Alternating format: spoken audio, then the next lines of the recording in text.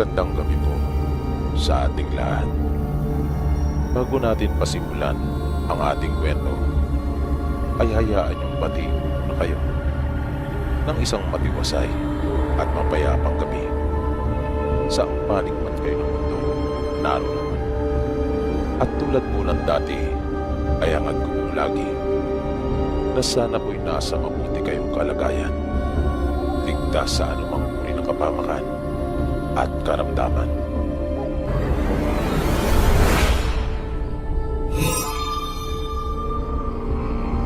Handa niyo akong sumulat upang ibahagi rin ang nakakatakot na karanasan ng pamilya ng tatay ko. Ang tatay ko po kasi ay taga Visayas. Doon sila ipinanganak at lumaki. Bali 5 po silang magkakapatid at siya po ang pangalawa. Ang panganay po nila ay si Auntie Minda. Ayon po sa paglalarawan ng tatay ko, si Auntie Minda ay maganda. Na kahit pa nga laki sa probinsya, ay maganda po ang kanyang kutis. Nagtataglay din po siya ng maamong mukha at katamtaman ng kanyang taas. Noong mga panahong binata at dalaga pa po sila, ay uso sa mga kadalagahan ang pahabaan ng buhok. Kung kaya si Auntie Minda po ay may mahaba at magandang buhok ng mga panahong iyon. Tuwid ito at itim na itim, ayon pa sa tatay ko. At dahil nga po sa taglay na ganda ng tiyahin ko, ay marami ang nagkakagusto sa kanya. Walang sino man doon sa kanilang baryo ang hindi nakakakilala kay Auntie Minda. Kwento pa ng tatay ko, halos gabi-gabi ay merong umaakyat ng ligaw sa kanila, sa pag-asang sila ang mapusuan ng panganay na kapatid nila tatay. Noong mga panahong iyon ay usong-uso pa yung paninilbihan ng mga binata sa pamilya ng kanilang nililigawan, kung saan ay tumutulong sila sa mga gawaing bahay tulad ng pag-iigib, pagsisibak ng kahoy at kung ano-ano pa. Kung minsan nga pati ang pag-aararo ay kanila ding ginagawa. Ipinapamalas talaga nila yung kanilang kasipagan at nagpapakitang gilas, ika nga. Hindi lang doon sa babae, kundi pati na rin sa buong pamilya nito. Lalong-lalo na nga sa kanyang mga magulang, na pati sila ay talagang nililigawan. Kaya si tatay at ang iba pa niyang mga kapatid ay tuwang-tuwa pagkat nalilibre sila sa kanilang mga gawain. Malimit pa nga nilang masabi noon na buti na lang daw at maganda ang Auntie Minda nila, na para sa kanila ay isa iyong malaking bintaha. Walang-wala sa isip nila na yun din pala ang magiging dahilan para maranasan nila ang nakakakilabot na pangyayari sa kanilang buhay. Isang hapon ay may dumating sa bahay nila tatay na panibagong manliligaw ang kanilang ate. Yun yung unang pagkakataon na aakyat ito ng ligaw. Makisig ito at talaga namang gwapo rin. At batay sa bihis nito ay may sinasabi sa buhay. Kwento pa nung lalaki ay nakita niya si Auntie Minda nang magsimba ito kasama ang kanilang ina. Nagabayan umano siya, kung kaya kanya na lang ipinagtanong-tanong kung taga saan, hanggang sa kanya ngang matunton ang kanilang bahay. Mabait naman umano ang lalaki at magalang, sabi ng tatay ko. Halatang meron din itong pinag-aralan. At sa unang pagkakataon pa lang nang bumisita ito, ay napakarami ng dalang mga pasalubong. May kasama itong 2 lalaki na ang pagpapakilala niya ay mga pinagkakatiwalaang tauhan ng kanilang pamilya. At dahil sa nanibago sila tatay sa bago nilang bisita, ay hindi talaga sila umalis na magkakapatid at nakiusyoso doon sa sala. Hindi nila maialis ang kanilang pagkakatitig doon sa lalaki. Umanga talaga sila dito. At yung pagpunta na iyon ng lalaki sa kanila ay naulit pa. Hanggang sa naging madalas na iyon. Ang kaibahan nga lang, sa halip na siyang gumawa para maipakita ang kanyang sinseridad, ay yung dalawa nilang tauhan ang siya niyang inuutusang gumawa para sa kanya. Pero humingi naman ito ng paumanhin. Pagkat inamin niyang hindi talaga siya sanay sa mga ganong uri ng gawain, na wala naman daw iyong problema sa mga magulang nila tatay. Pagkat botong-boto sila doon sa lalaki na nagpakilalang si Enrique. Sa paglipas pa ng mga araw, ay napapansin nila tatay na hindi na umaakyat ng ligaw yung iba pang mga manliligaw ng Ate Minda nila. Kung kaya, kahit paano, ay kanya silang hinahanap-hanap. Lalo na yung kulitan nila ni Simon, isa sa manliligaw ng ate nila at kababata din ni Auntie Minda. Ang nakikita nila noong dahilan kung bakit hindi na sila umaakyat pa ng ligaw ay dahil sa nag-alangan na sila. Dahil nga sa mayaman si Enrique. At para sa kanila, bihadong ito ang gusto ng mga magulang nila tatay para sa kanilang Ate Minda na mapangasawa. Ngunit ang hindi nila alam ay hindi namang ganon ang magulang nila tatay. Oo nga, at boto sila kay Enrique. Pero si Auntie Minda pa rin ang masusunod kung sino ang gusto niya. Pagkat ang katwiran ng kanilang mga magulang ay ito naman ang makikisama at hindi sila. Makalipas ang ilan pang mga araw, ay bigla na lang pumutok ang balitang namatay na si Efren. Isa ito sa manliligaw ni Auntie Minda. Lubai yung ikinagulat ng halos lahat na taga roon sa kanila. Pagkat napakalakas nito at wala namang karamdaman. Ang natatandaan lang umano nila tatay noon, nang muli itong umakyat ng ligaw sa kanilang ate, ay dumating si Enrique. Naaakyat din ang ligaw. At dahil sa nauna si Efren sa kanya, kung kaya, kinailangan itong maghintay sa labas. Pero nung mga oras na iyon, sabi ni tatay, ay hindi naman nila inakalang may koneksyon niyon. Pagkat maayos namang nagpaalam si Efren at nagkakilala pa nga sila ni Enrique na wala namang nangyaring anumang gulo. Ayon sa bali-balita, nagkaroon umano ng maraming bukol ito sa dibdib na siya naging dahilan ng pagkamatay nito, na naapektuhan umano ang kanyang puso. At yung mga ganong uri ng pangyayari ay muli pang nasundan, dahil ang sunod namang namatay ng biglaan ay si Ilyong, isa rin sa mga manliligaw ni Auntie Minda, na halos isang linggo lang ang pagitan. Nahulog naman ito sa puno ng nyog, ngunit ang ipinagtataka nila ay kung bakit bigla itong namatay kaagad nang bumagsak, samantalang mababa lang naman yung puno, na para bang ginawa lang iyong dahilan na pinalabas lang na aksidente yung kanyang pagkakamatay. Matapos ang dalawang sunod na pagkamatay ng mga manliligaw ng ate nila tatay, ay kumalat naman ang balitang hinabol ang aswang si Ricardo, na isa rin sa mga manliligaw ni Auntie Minda, na ayon pa sa kwento nito, pagpauwi na siya nang salubungin siya ng isang aswang sa daan. Nasaan yung tao mano ito? Ngunit hindi niya nakilala dahil sa mapalahibo ang muka. Ngunit dahil sa lasinggero ito, Kung kaya, marami ang hindi naniwala sa kanya. Nasabi pa ng mga taga sa kanila, baka gumagawa lang ng kwento, na baka nadapa lang umano ito dahil sa kalasingan. Kung kaya nagtamo ng mga sugat at sinabi na lang na hinabol ng aswang para hindi mapagtawanan.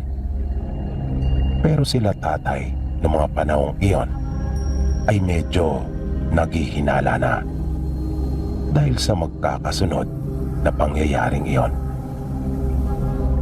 Isang araw, kausap ng ate ni tatay ang kanilang mga magulang at sinabing nagpaalam na raw sa kanya si Enrique pagkat balak na raw nitong mamanikan. Ngunit siya lang daw ang pupunta kasama yung dalawang lalaki na kanilang mga tauhan pagkat nasa ibang bansa umano ang kanyang mga magulang. Tinanong si Auntie Minda ng kanilang mga magulang kung ano ang kanyang naging tugon. Ano raw ba ang kanyang desisyon? Sabi ni Auntie Minda ay ayaw raw niya kay Enrique pagkat masyadong misteryoso ang pagkatao nito. At pagtatapat pa ng ate nila tatay, hindi daw niya ito gusto. Wala rin siyang nararamdaman na kahit ano para dito. Nirespeto naman ng kanilang mga magulang ang naging pasya ni Auntie Minda. At maging sila ay kumbinsidong misteryoso nga ang pagkatao ni Enrique. Nasimula nang mapadpad ito doon sa kanilang lugar ay saka naman nangyari yung sunod-sunod na mga mahirap na ipaliwanag na kamatayang sinapit ng dalawa sa mga manliligaw ni Auntie Minda. Ngunit nung tanongin nila si Auntie Minda kung kanya na raw bang nasabi iyon kay Enrique, ay sinabi nitong hindi pa. Kanya pa lang daw sasabihin sa pagbalik nito. Sinabi naman nila na kanilang suportado ang desisyon ni Auntie Minda. Ngunit tila hindi nakabuti para sa kanilang lahat ang desisyon niyang iyon. Dahil ang ipagtapat na niya kay Enrique ang tunay na nararamdaman, ay nagalit ito at nagbanta pa. Hindi nito matanggap yung pagtanggi ng ate nila tatay sa pamamanhikan nito. Sinabi nito na pagsisisihan umano ni Auntie Minda ang maling desisyon niyang iyon. Pero hindi naman sila nagpatinag dito at sinabihang maaari na siyang makaalis pagkat hindi nagustuhan ng kanilang ama yung mga binitawan nitong pananalita sa kanila. Nasa loob pa naman mismo ito ng kanilang pamamahay. Nang sumunod na araw, ng mga bandang magka-alas 6 na ng gabi at kasalukuyan ng kumakalat ang dilim, ay bigla na lang nakaramdam ng matinding pananakit ng ulo si Auntie Minda. Sabi pa ng tatay ko, sa sobrang sakit noon ay naluluha na ang kanilang ate. Para daw binibiyak ang ulo nito dahil sa tindi ng sakit. At dahil sa may masama na silang kutob, ay naisip nilang ipatawag na kaagad si Lolo Benny. Isa itong kilala at magaling na manggagamot doon sa kanilang lugar. At apo nito si Simon, na manliligaw din ni Auntie Minda.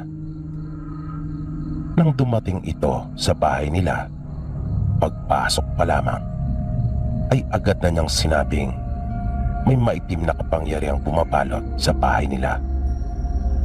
At nang kanyang hawakan sa kamay at noo si Auntie Minda, ay sinabi niyang inaaswang ito. Nakasabay ng pagkakasabi niyang iyon, ay bigla silang nakarinig ng isang napakalakas na pagpagaspas sa may labas ng kanilang bahay. Maya-maya ay bigla na nagkahulan yung dalawa nilang aso. Napatingin sa labas si Lolo Benny at nakita nilang umusal ito habang hindi inaalis ang pagkakatitig sa isang bahagi ng bahay na para bang may nakikita ito. Di nagtagal ay bigla na naman silang nakarinig ng malakas na pagpagaspas. Ngunit tila lumipat lang iyon ng dinapuang puno. Kanyang nilapatan ng lunas ang nararamdaman ni Auntie Minda at narinig nilang inuutusan nito yung aswang na layuan na ang ate nila tatay. Ngunit matigas ito. Katunayan, ang pinagpalingan nito upang ipakitang ito ay lalaban ay yung kanila namang aso. At may napansin si Lolo Benny. Agad siyang napalingon sa dalawa pang direksyon. Kung kaya, sinabi niyang 3 ang aswang na nasa labas. At di nga nagtagal ay humuni na ang mga ito. Na tila ba may pagmamalaki pa nilang ipinaalam na naroon nga sila. Na ang sunod naman nilang pinuntirya ay yung bupungan. At walang habas nila iyong kinalampag. Napatakip na lang si tatay at kanyang mga kapatid ng kanilang mga tenga dahil sa ingay na nililikha ng mga iyon. Hanggang sa nakarinig sila ng malakas na boses. Napalingon silang lahat pagkat kilala nila ang boses na iyon, si Simon. At bigla na lang namilipit sa sakit si Auntie Minda at pilit na pinapasok ng aswang ang kaisipan nito na gusto siyang kontrolin. Kung kaya, nagtulong-tulong sila tatay para pigilan si Auntie Minda dahil nagsisimula na itong magwala. Muling sumigaw si Simon at kanyang hinamon yung aswang. Nang marinig nila iyon ay lumabas na rin ang tatay nila Auntie Minda. Dala ang kanyang itak. Kaya sumunod si tatay at inihabilin na lang yung pagpigil sa kanilang ate, sa kanilang ina at mga kapatid. Kasama na si Lolo Benny. Paglabas nila tatay ay biglang tumahimik yung mga aswang. Nawalang bigla yung huni ng mga ito. Inutusan ni Simon si tatay na kumuha ng asin sa loob. At pagbalik niya, sinapuyan nila ng asin yung paligid ng bahay. Pati yung mga lugar kung saan nila inaakalang naroon yung mga aswang at nagtatago lang sa dilim na gumagamit ng pambulag. Matapos iyon ay pumasok na silang 3 sa loob ng bahay. Lumapit si Simon sa lolo niya at hinawakan siya nito sa noo. Maya-maya pa ay muli itong umusal ng mga kataga. Pagkatapos noon ay kumalma na si Auntie Minda at di na rin nila narinig pa yung mga aswang.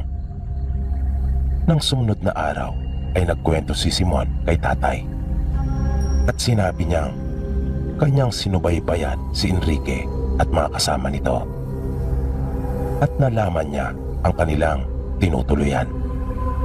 Hindi pala ito totoong mayaman tulad ng ipinapamukha nito sa kanila at mayroon daw itong maitim na lihim. Wala pala talaga itong magulang na may isasama kapag namanikan pagkat silang 3 lang talaga ang naninirahan sa maliit na bahay nito. At ito ay totoong matanda na. Ngunit may kakayang gawing bata ang kanyang itsura, lalo na kapag nakakainom ito ng dugo at nakakakain ng sariwang karne ng tao, pagkat ito ay isang aswang.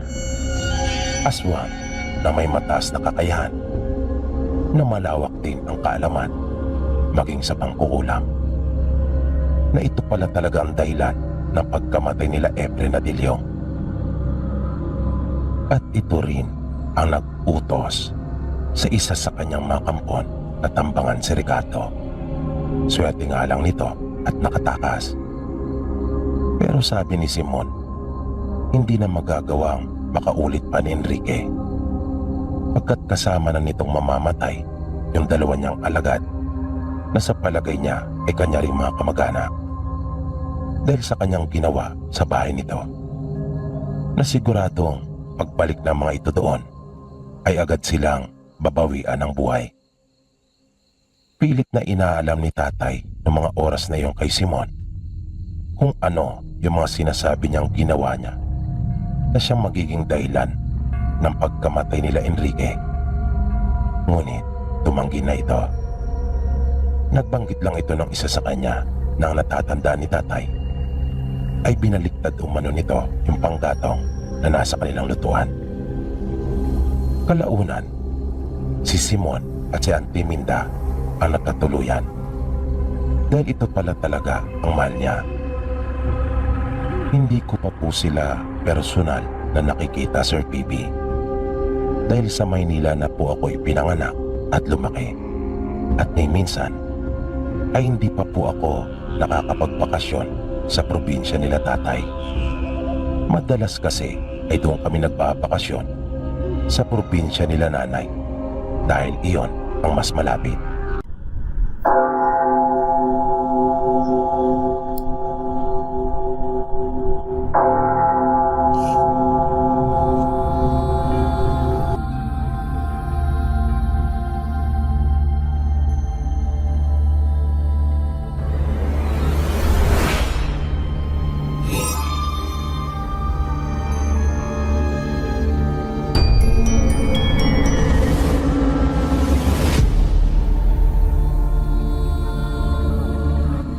May gusto lang sana akong ibahaging kwento na kababalagan.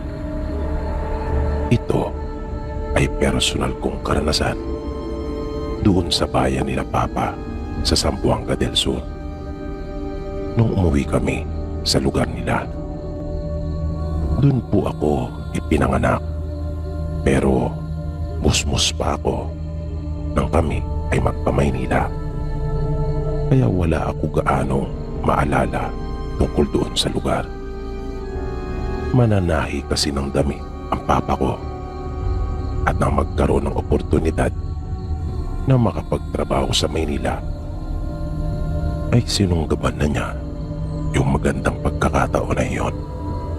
Kung kaya lumipat at napapunta kami ng Maynila. Pero noong taong 2000 ay umuwi kami sa lugar nila Papa. Nagbakasyon kami. Ngunit nang malaman ni Papa na malakas yung patahian doon, ay nagpasya siyang dumuon na muna kami. Kung kaya, doon na namin ipinagpatuloy yung aming mga pag-aaral. Sa syudad pala nagtrabaho ang Papa ko noon. Kung kaya, gabi na siya nakakauwi sa amin. Nakatira kami noon malapit sa barangay ng Bulawan. Nung umuwi kami doon kanila Papa, ay natatandaan kong mahaba ang biniyahe namin sa ferry galing ng Plaridel papuntang Osamis, tapos Zamboanga del Sur. At dahil sa hindi ako sanay sa mahabang biyahe, kung kaya panay ang suka ko noon. 4 nga pala kaming magkakapatid at ako ang pangalawa. Ang kuya ko ang pinakapanganay. Tapos yung sumunod sa akin ay babae. Tapos lalaki din ang bunso. Bali isa lang ang babae at 3 kaming puro lalaki. Nung bumabiyahe kami ay sila lang ang masaya. Tuwang-tuwa sila sa mga magagandang tanawin na kanilang nakikita, lalo na kapag nakakakita ng kabayo at kalabaw. Noon pa lang kasi kami nakakita ng totoo. Ang nakita kong kalabaw pa lang noon ay yung nasa luneta. Habang tuwang-tuwa sila, ako naman ay tahimik lang na nakamasid habang hawak-hawak yung plastic. Doon kasi ako sumusuka sa cellophane na iyon. Nagalit pa nga noon yung katabi kong babae dahil nasukahan ko yung kanyang bag. Mabuti na nga lang at magaling humingi nang paumanhin si mama. Hapon na nang makarating kami sa bayan ng papa ko. At hinang-hinana ako dahil sa pagod at pagsusuka. Tapos, malayo pa pala mula doon yung bahay nila papa. Natatandaan kong sumakay pa kami noon ng habal-habal. At nang dumating na kami sa mismong bahay nila, ay ilang araw din akong namalaging nakahiga. Nanibago talaga ako sa aking paligid. Parang tingin ko ay laging madilim. Para bang walang sinag ng araw na pumapasok sa bahay ng lola ko. Makaraan ang halos 1 linggo ay doon palang bumuti ang aking pakiramdam. Parang nakapag-adjust na rin ako. At masaya ako dahil nalaman kong may alaga palang kabayo ang tsuyi namin na kapatid ni papa. Kaya nasabi ko sa aking sarili na mawiwili din ako doon sa lugar. Isang araw, nagyaya ang lolo ko na pumunta kami sa bahay ng isa sa mga kapatid ni papa. Doon sa bahay nila Uncle Elmer. Marami silang magkakapatid, kung di ako nagkakamali ay 10 silang lahat. Makipot lang yung daan na tinahak namin papunta doon. Pagdating namin ay may nakita akong bata na halos kaedaran ko lang. Na nung huli ay nalaman kong siya pala ay pinsan kong si Ronel. At mayroon itong hawak na pitik. Sa Tagalog yata ay ito yung tinatawag na tirador. Kaya nasabi ko sa sarili kong bukas na bukas din ay gagawa din ako ng sarili kong tirador. Habang nag-uusap sila lolo at si Tio Elmer ay magkasama naman kami nagpunta ni Ronel doon sa likod ng kanilang bahay upang maghanap ng ibon na matitira doon.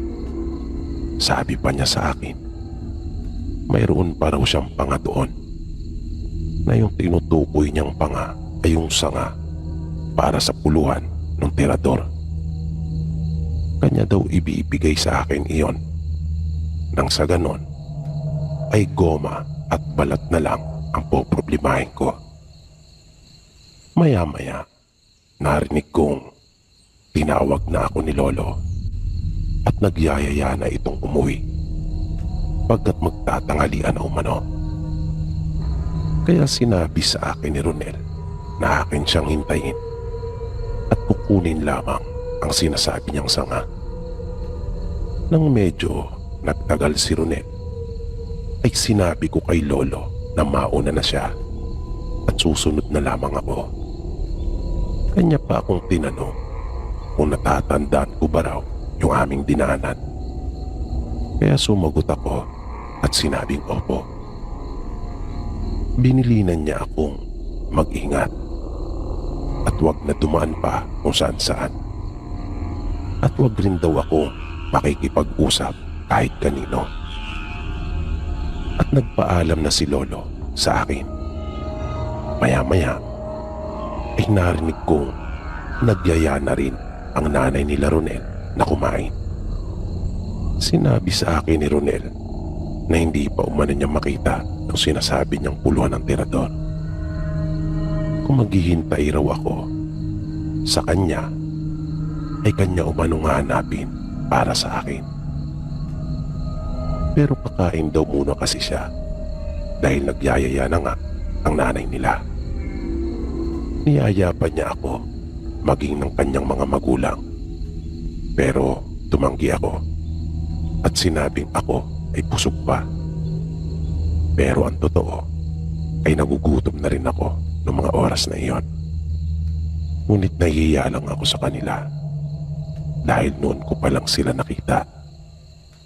Nang mainip na ako at maramdamang mukhang matatagalan pa, ay nagpaalam na ako at sinabi ko sa ibang pagkakataon ko na lang kukunin yung ibinibigay sa akin ni Ronel. At matapos na makapagpaalam, ay sinimulan ko na ang paglalakad. 12:00 na noong mga oras na iyon at tirik na ang araw.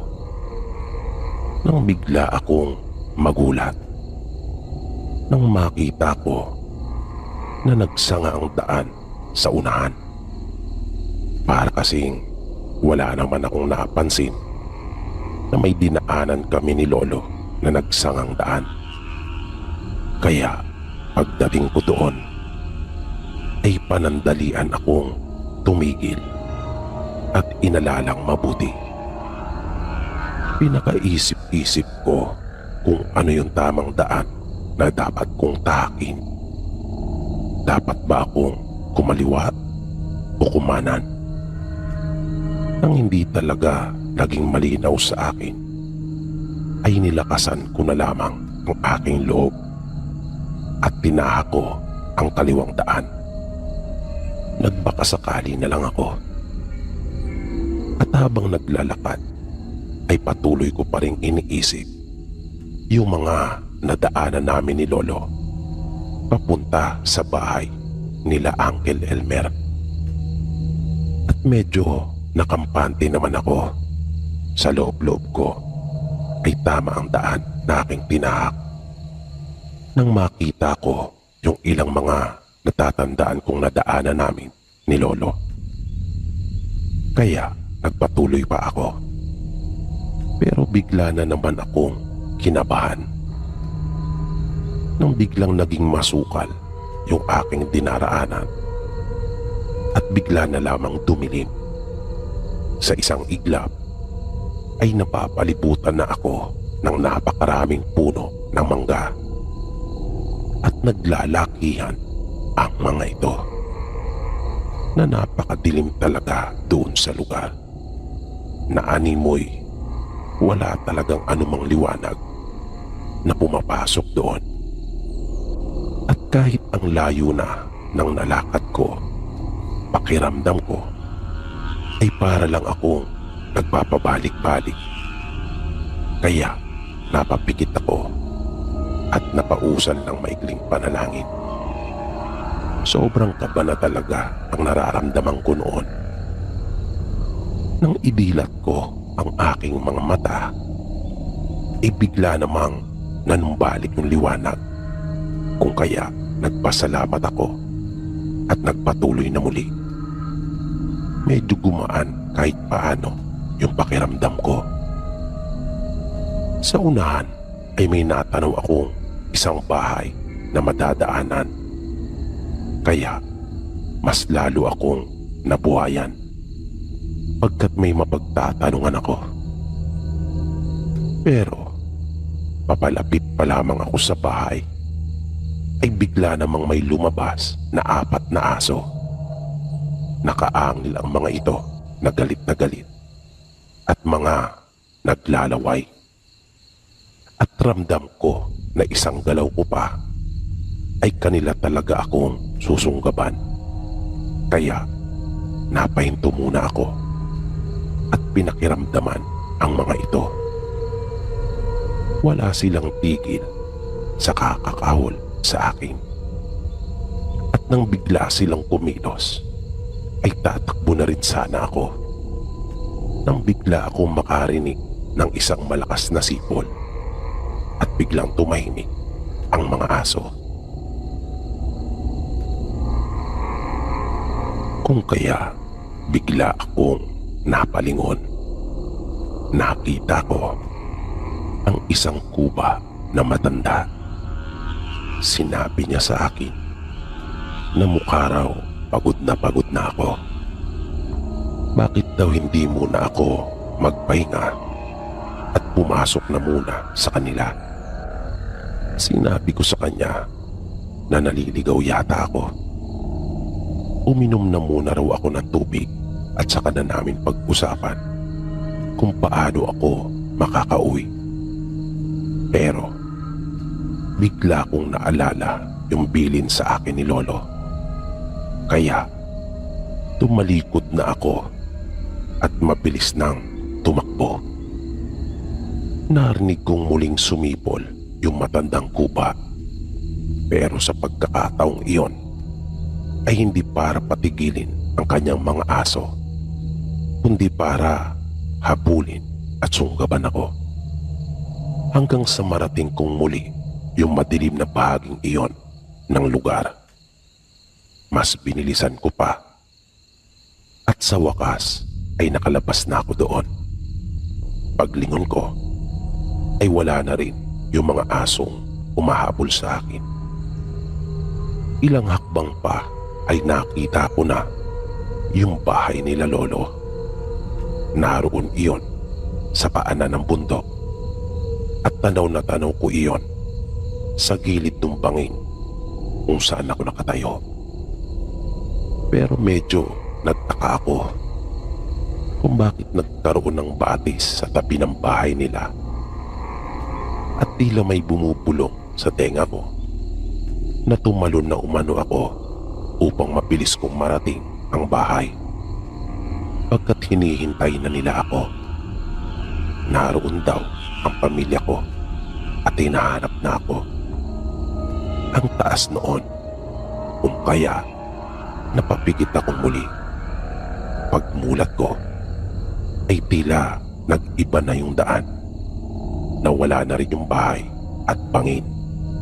Maya-maya ay may nakita akong isang lalaki na nakasakay sa kanyang kalabaw na may hila-hilang karosa. May mga karga iyong saging at may batang nakaupo doon na sa tansya ko ay halos kaidaran ko lang rin. Sabi sa akin ng lalaki, "Doy, asa man kagikan? Murag na sa ka." Napasagot na lang ako ng opo.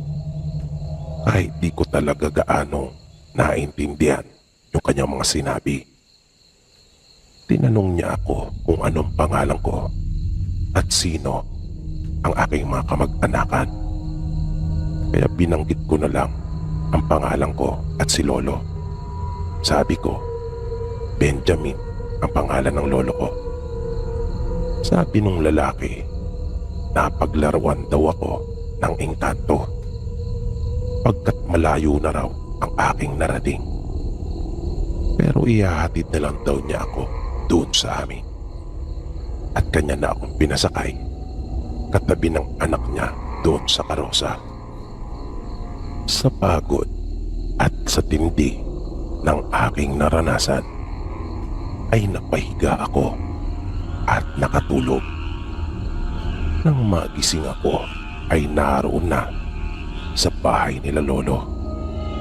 Alalang-alala sila sa akin. Akala daw nila ay kung napaano na ako. Akala daw nila ay hindi na nila ako makikitang muli. Ikinuwento ko sa kanila ang mga naranasan ko na sa palagay ko ay hindi lamang ako na engkanto, kundi muntik na ring masila ng aswang.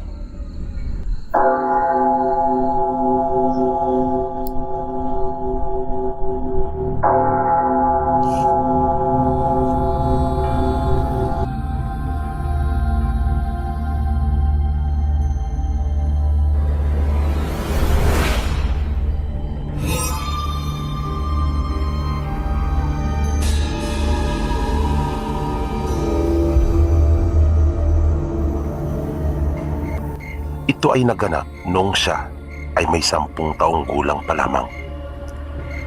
Sa probinsya sila naninirahan noon kung saan sila ipinanganak. Tatlo silang magkakapatid at siya ang pangalawa. Pagsasalaysay niya, madalas umano silang nangangaso noon kasama ang kanilang ama. Lahat ng maaaring pakinabangang biyaya mula sa kagubatan at sa mga tubig ay lubos nilang ipinagpapasalamat sapagkat dahil doon ay nagagawa nilang maitawid ang pang-araw-araw nilang pamumuhay. Minsan, habang nasa kagubatan sila at nangangaso, ay biglang kumahol ang aso nilang si Dapal. Yan daw ang karaniwang ipinapangalan sa mga aso sa kanilang probinsya, na ang kasing kahulugan sa salitang Tagalog ay bansot. Matapos na marinig ang kahol ng kanilang aso, ay agad nila iyong pinuntahan. At nakita nila ang isang malaking bayawak na siya palang kinakahulan nito. Mabilis daw itong inasinta ng kanilang ama at ipinutok ang baril na dibomba. Nakita nilang tinamaan iyon, ngunit nagpatuloy pa rin ito sa paggapang. Sinundan nila ito. Hindi nila magawang makapagmadali dahil na rin sa maraming sagabal na mga halaman at baging. Idagdag pa ang mga ugat ng punong kahoy na nakausli. Napakasukal ng lugar. Nakita ni Intoy ang tingga na siyang bala ng baril. Kaya namangha siya dahil sa hindi ito bumaon sa bayawak. Hindi iyon tinablan. Nang malapit na itong makapasok sa butas na pinaniniwalaan nilang iyon ang lungga nito, ay nagmadali ng kumilos si Intoy. Ayaw niyang palampasin ang pagkakataon na iyon sapagkat malaking bagay iyon para sa kanila. Kaya kahit na masugatan sa mga nagkalat na tinik ng halaman na naroon, ay hindi na niya iyon alintana. Patakbo niya itong nilapitan na may palundag-lundag pa, at gamit ang kanyang hawak na sibat ay tinusok niya iyon sa likod. Nagpipiglas ang bayawak nang tamaan niya ito. Namwersa pa siya at ibinaon ang sibat sa likod ng bayawak, at naramdaman niyang bumaon iyon hanggang sa lupa. Ilang sandali lang ay hindi na gumalaw ang bayawak. Pinasundan pa iyon ng kanyang kuya. Masayang masaya sila sapagkat alam nilang ilang araw din nila iyong maiuulam. Dahil sa malaki talaga iyon. Sa katunayan ay hindi na sila nagpatuloy pa sa pangangaso. Nagpasya na silang umuwi nang mahuli nila iyon.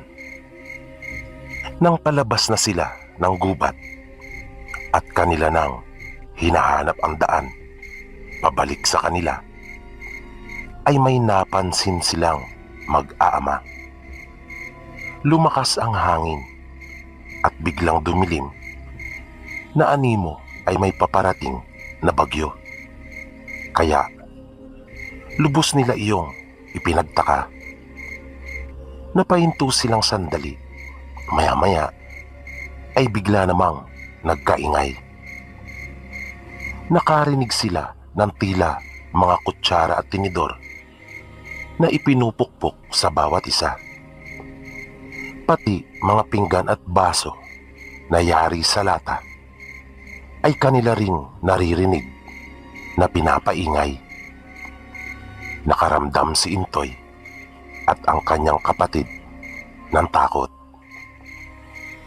At napansin naman iyon ng kanilang ama, kaya Sinabi nito sa kanila na huwag mag-alala at siya ang bahala. Hindi daw niya sila pababayaan.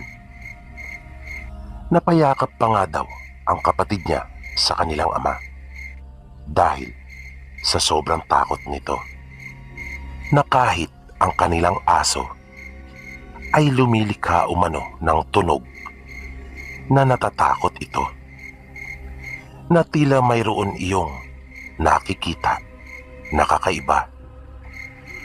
Sa mahinang tinig ay narinig niyang may iniusal ang kanilang ama. Hindi daw niya matandaan ang eksaktong mga kataga, pero parang hiniragat krisdam ang natatandaan niyang sinabi nito na pinaulit-ulit. At matapos daw na banggitin iyon ng kanilang ama, ay biglang humupa ang malakas na hangin. Maging ang mga ingay ay unti-unting naglaho. Napalitan daw iyon ng isang mabangong amoy. Humalimuyak ang amoy ng isang bagong lutong pagkain. Di nila matiyak kung anong klaseng pagkain iyon, pero napakabango daw talaga noon sa kanilang mga pangamoy. Nang umaliwalas na uli ang kalangitan, ay nagsimula na silang lumakad. Ang hindi nila maintindihan ay kung bakit hindi nila mahanap ang daan pabalik sa kanila. Gayong makailang ulit na silang nagpunta doon, kaya imposibleng maligaw pa sila. At papalabas na sila noon sa kagubatan. Kinutuban naman ng hindi maganda ang kanilang ama, kung kaya sinabihan sila nito na kanilang hubarin ang damit at kanila iyong binaliktad. Kasabay noon ay kumuha ito ng buhok mula sa kanyang ulo at sinindihan iyon bago nagpatuloy na sila sa paglalakad. At nakita na nila ang daan. Binaybay nila iyon at payapa silang nakauwi sa kanilang bahay. Minsan, niyaya si Intoy ng kanyang kuya na mangaso.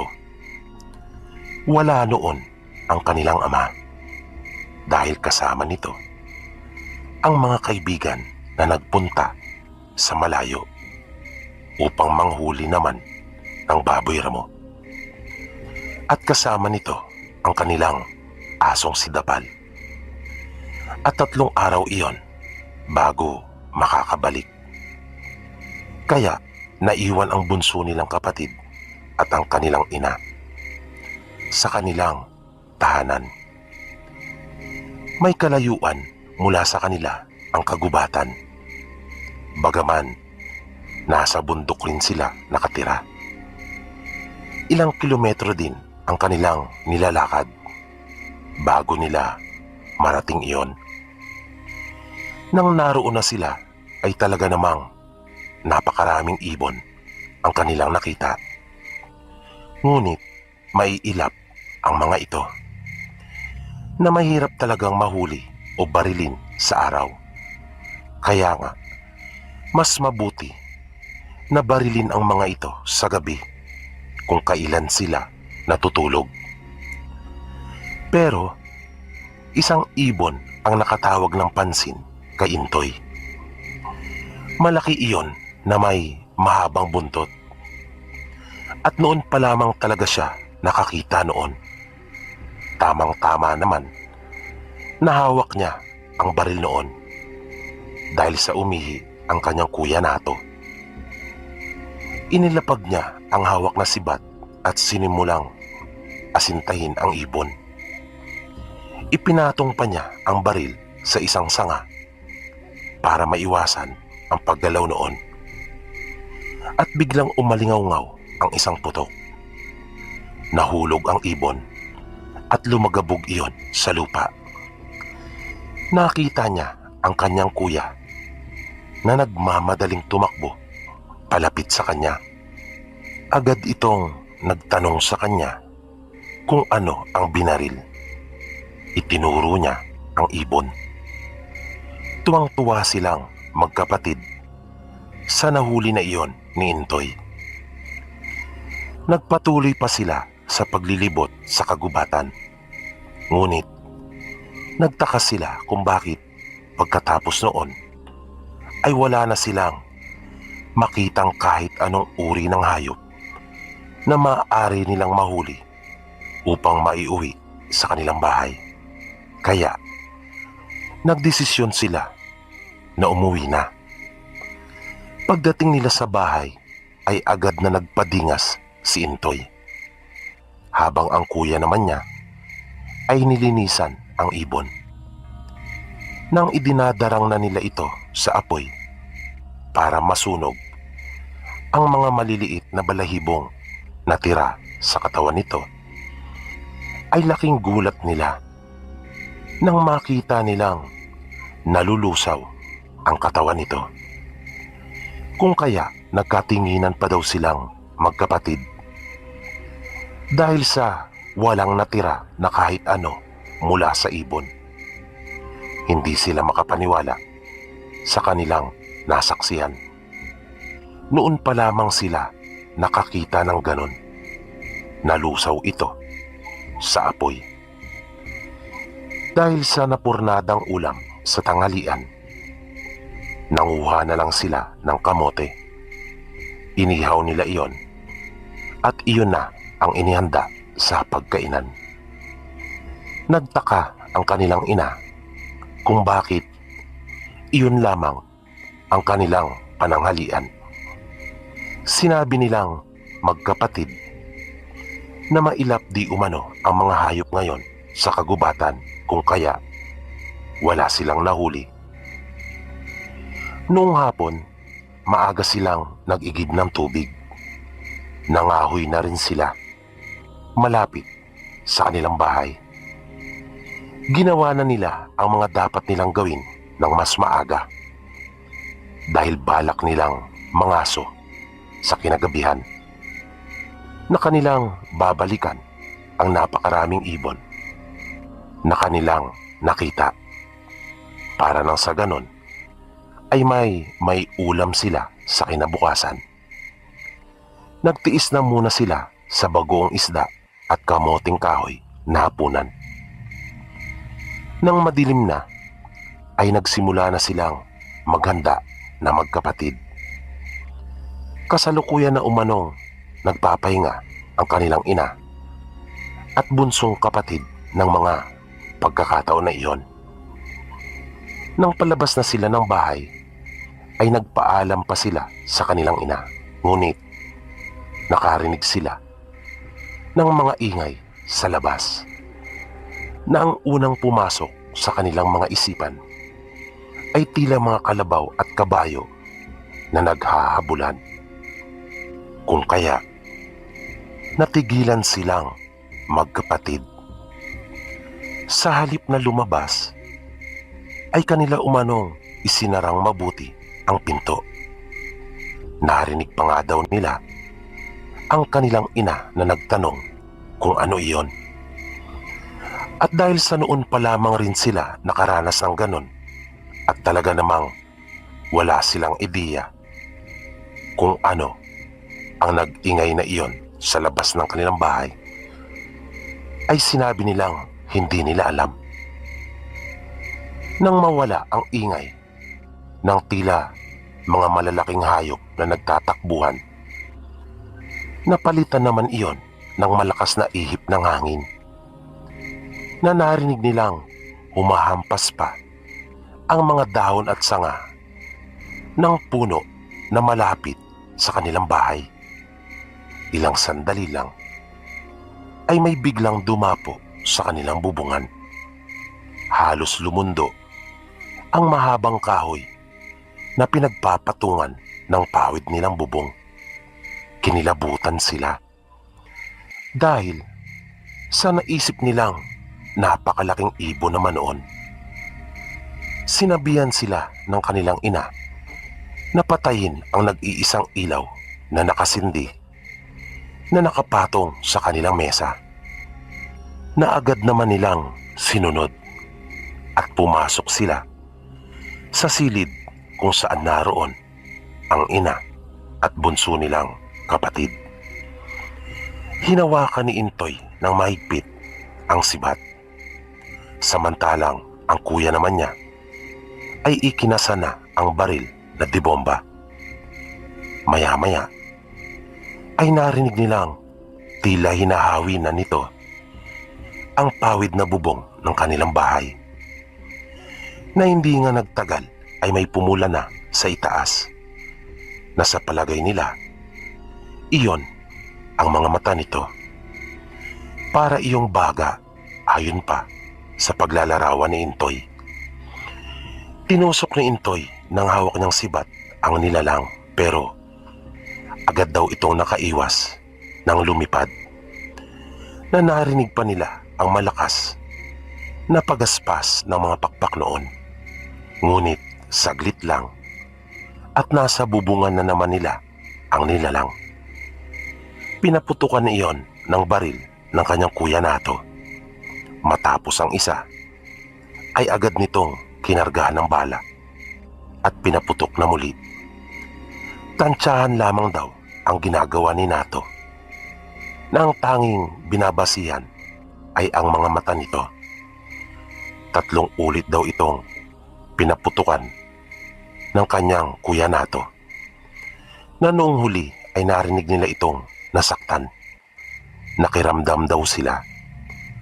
Wala ni isa sa kanila ang umiimik, maliban sa bunso nilang kapatid na panay na raw ang iyak ng mga oras na iyon. Pero sabi ni Intoy, nung mga pagkakataon na iyon ay matinding takot na rin ang kanyang nararamdaman. Ngunit nang kanyang isipin at isaalang-alang ang kaligtasan at kapakanan ng kanyang mga mahal sa buhay, ay nakakuha umano siya ng kakaibang lakas ng loob. Hindi na sila nakatulog noon hanggang sa nag-umaga na.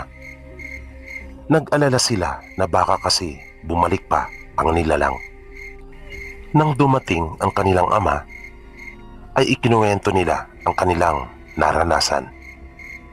Doon nila nalaman na ang ibon na kanilang napatay ay pinaniniwalaang pagmamay-ari pala at alaga ng isang aswang. Kukok ang tawag nila sa ibon na iyon, na ito daw ay nagsisilbiring mata ng aswang, na nag-oobserba sa kapaligiran at nagbibigay ng impormasyon sa kanya. Nasundan pa ang pangyayari na iyon, pero hindi naman sila napahamak dahil na rin sa presensya ng kanilang ama. Marami kasing nalalaman ito ukol sa mga bagay-bagay na hindi pangkaraniwan.